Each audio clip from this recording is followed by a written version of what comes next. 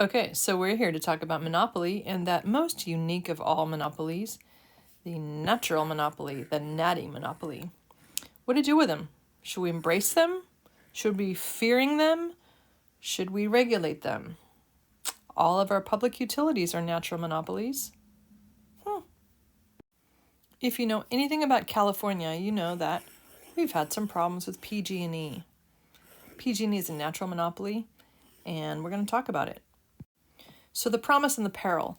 The promise of natural monopoly is, well, they are there because of economies of scale. It makes sense cost-wise to have only one firm serving the entire population or the entire market because that firm can produce at a lower average cost than a bunch of smaller firms.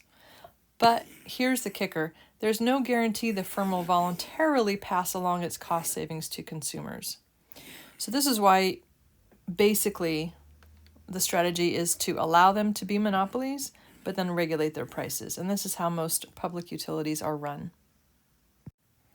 There's a couple of ways to do this. The government can actually take over ownership, but it's not easy to necessarily run a giant firm like that. And then there's price regulation.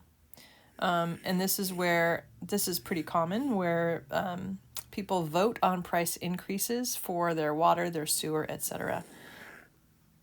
The tricky part is knowing what price to set. And of course, the whole problem with letting voters decide how much they want to pay. So let's look at the difference between what would happen if we didn't regulate this natural monopolist and what would happen if we did. We'll start on the left. On the left, we've got a firm that's charging whatever price they want. Are they going to obey the same rules we've seen before? Yes. Profit. The maximum profit is to be found where marginal revenue crosses marginal cost. That's at your Q sub M. Where do you price it? Well, the demand curve tells you how much people are willing to pay, maximum, for that quantity. So that's where you'd want to price, right? And notice the profit is the difference between the price and the average cost at that quantity. Is there a way, though, that we could get the price down and we could take advantage of this natural monopoly economies of scale, pass the costs along to consumers?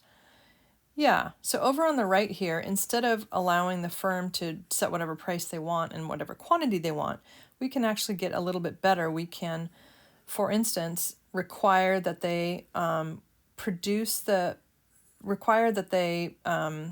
charge the price that just covers their average cost. So you're going to see this price is a little bit lower, and it's high enough to cover their average cost at this quantity, right? So if they have a regulated quantity, notice that quantity, this regulated price is just high enough to also cover their average total cost. And it's also the quantity at that price that the demand would prefer. So it's a lower price, a higher quantity, and notice a higher consumer surplus because of that lower price. Of course, we can ask lots of good, nuanced questions because, again, this stuff is complex. Will firms pad their costs if we tell them they can charge nothing higher than their cost? Of course they will. Is it the perfect solution? No. Is it better than what was before? Probably. So this is why it has endured. Governments allowing these monopolies to persist, even though they would be in violation of antitrust law. In exchange, they are forced to accept a lower profit, basically, by a reduced price. Again, always trying to find the right balance between the welfare of firms and the welfare of consumers and the welfare of future economic growth. All those things are interrelated. And as climate change makes energy another salient issue, let's think about the case study of this interesting thing that California tried to do in 2000 and 2001. Basically, we deregulated energy production. So we allowing for the lower cost of wind, solar, other things that are starting just then to come into play. We allow these small firms to basically jump into the market. So we deregulated about who could produce electricity, but it's pretty high cost to get into the electricity industry. So A lot of new would-be generators of electricity were shut down by that. Incumbent firms could now manipulate the market, and they did. They would shut down during peak demand hours to raise prices under this new deregulation. And as proof, well, we have some people on recorded talking about how they're going to do it, but also proof is in the research and the data. Prices rose more in deregulated states.